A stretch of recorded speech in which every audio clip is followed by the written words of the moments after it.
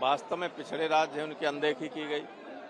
उत्तर प्रदेश जैसे सबसे बड़े राज्य की नाम तक लिया गया, कुछ देना तो दूर है।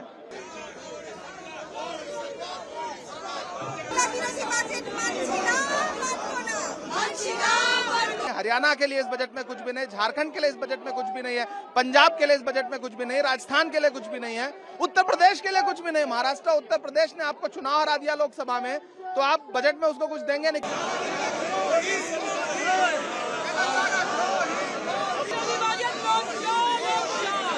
स्टेट्स को तो आपने कुछ दिया नहीं, बिहार को भी गुमराही किया है।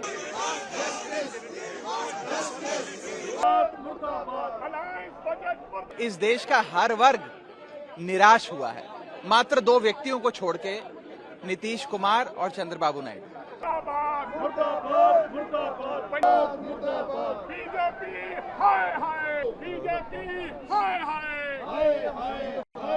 ब्लॉक जो है डिस्क्रिमिनेशन को लेकर बजट में आज प्रोटेस्ट कर रहा है, क्या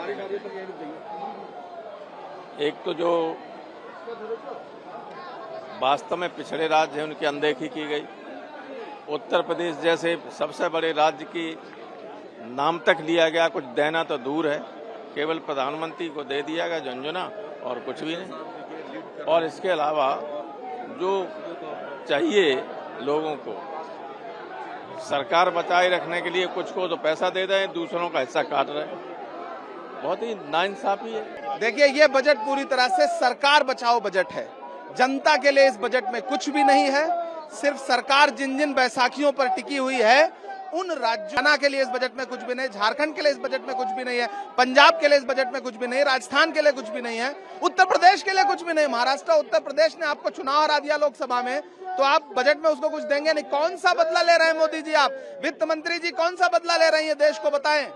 हम ये कह रहे हैं कि आप सच बोलिए, देश को गुमराह मत करिए।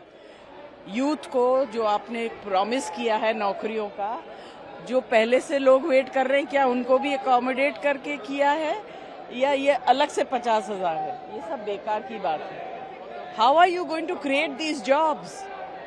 स्टेट्स को तो आपने कुछ दिया नहीं, बिहार को भी गुमराही किया है। क्या दिया है बिहार को?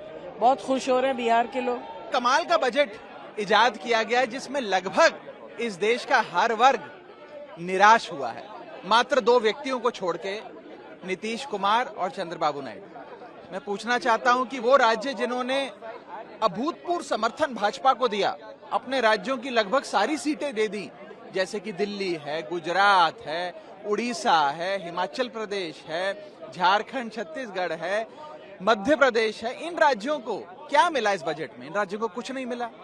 और जिन राज्यों ने भाजपा को इतना समर्थन नहीं दिया, या जिन राज्यों के समर्थन से सरकार मुश्किल से चल पा रही है, जैसे कि बिहार और आंध्रा, उनको सब कुछ लुटा दिया गया।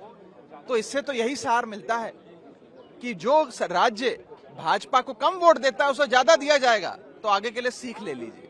और दूसरी चीज, जहां तक एक आम नागरिक की बात है, इसमें कोई दो राय नहीं है। आपका इकोनॉमिक सर्वे भी, CMI की रिपोर्ट भी, और जितने भी ये एजेंसीज हैं, इनकी जो भी सालाना रिपोर्ट्स आती हैं, साफ बताती हैं कि इस देश में आय तो बढ़ नहीं रही, लेकिन महंगाई बढ़ती जा रही है।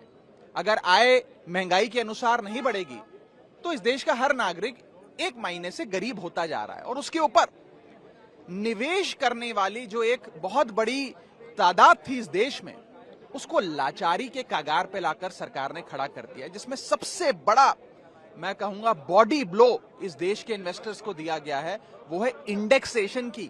जो लाभ आपको दिया जाता था, वो आपसे छीन लिया। इंडेक्सेशन छीनना, इन्वेस्टर्स पे टैक्स लगाना नहीं, इन्वेस्टर्स को पीनलाइज करने जैसा है। आप इंडेक्सेशन रिमूव करके एक महीने में इन्फ्लेशन पे भी टैक्स ले रहे हैं। यानी कि आज तक आप खाने की कोई वस्तु खरीदें, कोई सुविधा खरीदें या इनकम कमाएं, उस पर तो टैक्स देते थे। अब आप महंगाई, जो इन्फ्लेशन बढ़ रही है, उस पर भी टैक्स दे रहे हैं, क्योंकि आपसे इंडेक्सेशन की जो एक लाभ आपको दिया गया था वो आपसे सरकार ने छीन लिया है। तो कुल मिलाकर इस बजट ने लगभग हर तबके को नाराज किया है। सर दिल्ली के हिस्से में क्या है? दिल्ली के हिस्से में खास तौर पे दिल्ली वो राज्य जो शेयर इन सेंट्रल टैक्सेस में लाखों करोड़ों रुपए केंद्र सरकार के खजाने में जमा कराता है, दिल्ली वाले जमा कराते हैं, उनका शेयर इन सेंट्रल टैक्सेस जो उन्हें मिलना चाहिए उसके लिए कुछ भी नहीं मिला। वो 20 साल से जितनी राशि मिलती थी, करीब 350-400 करोड़ मिलती है, बस उतनी ही मिलती है। एक फूटी कौड़ी का भी इजाफा उसमें नहीं किया गया और एक प्रकार से पक्षपात तमाम राज्यों में किया गया है।